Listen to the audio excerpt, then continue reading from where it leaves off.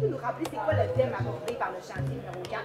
Le chantier de la transition de l'insertion socio-professionnelle des étudiants internationaux vise 3 objectifs. Le premier, c'est vraiment de favoriser l'établissement durable des étudiants internationaux qui se diplôment dans nos établissements d'enseignement supérieur ici au Saguenay-Lac-Saint-Jean.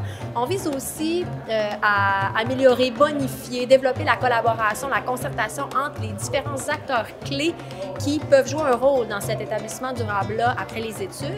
Et pour ce faire, on veut développer des nouveaux services, produits, démarches qui peuvent finalement favoriser l'insertion socio-professionnelle des étudiants internationaux.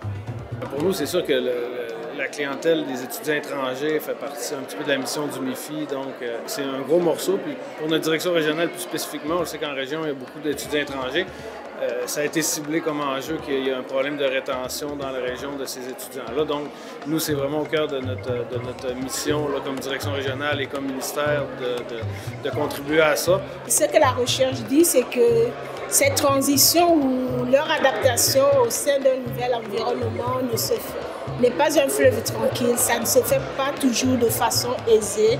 Les étudiants rencontrent de nombreux défis académiques, des défis culturels, des défis aussi de socialisation, parce que ce sont des étudiants et étudiants, quand ils arrivent, ils ont tout un réseau à reconstruire et que c'est pas toujours évident de partir à zéro et de tout recommencer. Le laboratoire vivant, c'est un espace qui est dédié à la résolution de problèmes complexes. C'est un endroit, un espace, une infrastructure qui n'est pas nécessairement spatiale, ce n'est pas un bâtiment en soi. C'est un espace où on va rassembler une diversité d'acteurs. On va essayer de réfléchir à une problématique et pour y trouver une solution avec différentes méthodes, différentes approches, justement pour essayer de voir le problème dans tous ses angles, pour essayer de trouver la meilleure des solutions. Ce que ça permet de faire, ça permet de rassembler dans un écosystème les réelles parties prenantes qui sont au cœur de la problématique. Et après ça, c'est eux qui sont les mieux placés pour identifier la solution à mettre en place. Même le problème, dans un premier temps, c'est où le problème?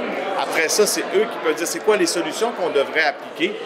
Puis, au sein de l'écosystème, on peut prototyper les solutions, les tester, jusqu'au temps qu'on en arrive à une solution qui va être porteuse, puis pérenne, qu'on peut déployer après ça sur l'ensemble du territoire.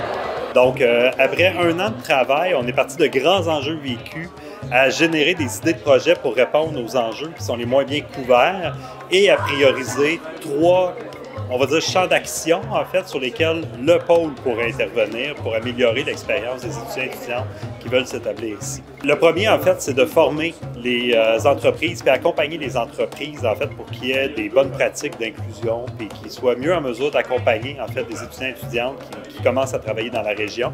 Le deuxième chantier, c'est vraiment sur le jumelage entre les différents niveaux d'action, c'est-à-dire les entreprises, les institutions de formation, les organisations de la communauté, les employés étudiants en tant que tels. Et le troisième champ d'action, c'est tout le continuum de services. C'est-à-dire que quand quelqu'un est aux études au cégep ou à l'université, il y a des ressources qui sont là, mais une fois qu'il termine ses études, les ressources sont plus là. Puis, est-ce que le passage se fait bien? Comment mieux, en fait, organiser la transition, en fait, dans l'accompagnement? C'est l'objet du troisième champ d'action.